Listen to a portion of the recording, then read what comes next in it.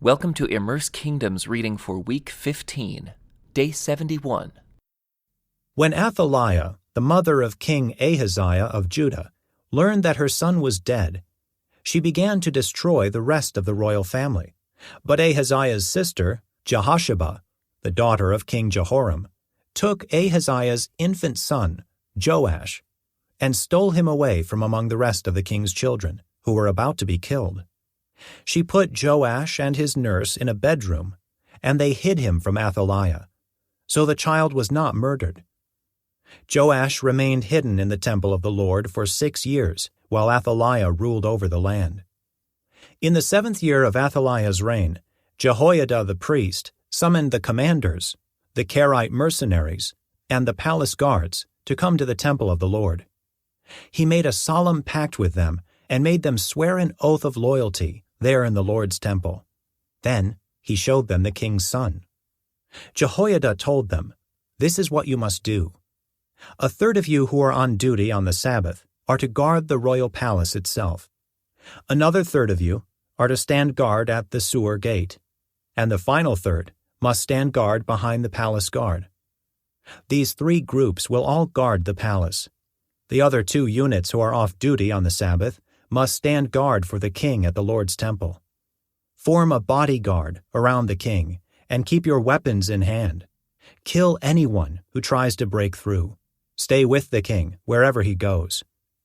So the commanders did everything as Jehoiada the priest ordered.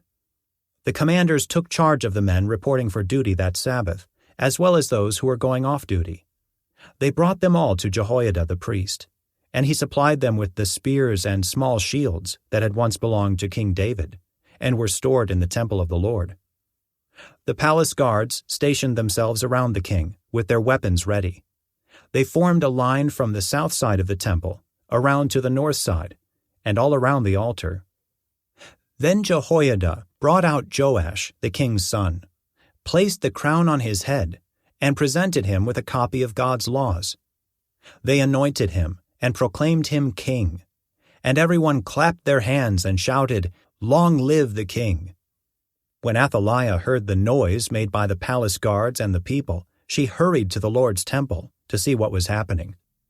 When she arrived, she saw the newly crowned king standing in his place of authority by the pillar, as was the custom at times of coronation. The commanders and trumpeters were surrounding him, and people from all over the land were rejoicing and blowing trumpets. When Athaliah saw all this, she tore her clothes in despair and shouted, "Treason! Treason!" Then Jehoiada the priest ordered the commanders who were in charge of the troops, "Take her to the soldiers in front of the temple, and kill anyone who tries to rescue her." For the priest had said, "She must not be killed in the temple of the Lord." So they seized her and led her out to the gate where horses enter the palace grounds, and she was killed there. Then Jehoiada made a covenant between the Lord and the king and the people, that they would be the Lord's people. He also made a covenant between the king and the people, and all the people of the land went over to the temple of Baal and tore it down. They demolished the altars and smashed the idols to pieces, and they killed Mattan, the priest of Baal, in front of the altars. Jehoiada the priest stationed guards at the temple of the Lord. Then the commanders, the Kerite mercenaries, the palace guards, and all the people of the land escorted the king from the temple of the Lord. They went through the gate of the guards and into the palace, and the king took his seat on the royal throne. So all the people of the land rejoiced, and the city was peaceful, because Athaliah had been killed at the king's palace. Joash was 7 years old when he became king. Joash began to rule over Judah in the 7th year of King Jehu's reign in Israel. He reigned in Jerusalem 40 years. His mother was Zibiah from Beersheba. All his life, Joash did what was pleasing in the Lord's sight, because Jehoiada the priest instructed him. Yet even so, he did not destroy the pagan shrines, and the people still offered sacrifices and burned incense there.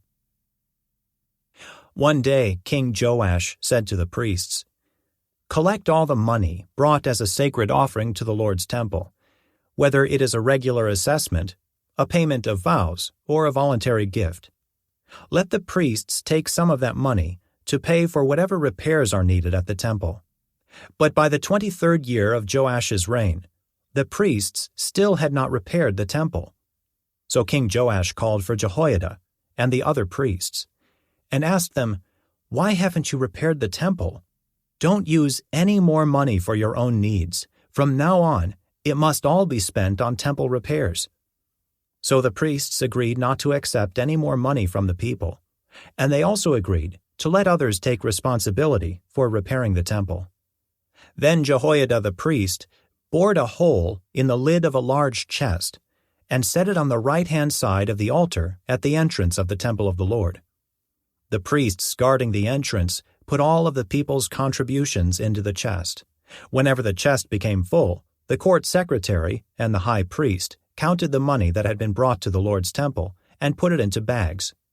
Then they gave the money to the construction supervisors, who used it to pay the people working on the Lord's temple: the carpenters, the builders, the masons, and the stonecutters. They also used the money to buy the timber and the finished stone needed for repairing the Lord's temple, and they paid any other expenses related to the temple's restoration. The money brought to the temple was not used for making silver bowls, lamp snuffers, basins, trumpets, or other articles of gold or silver for the temple of the Lord.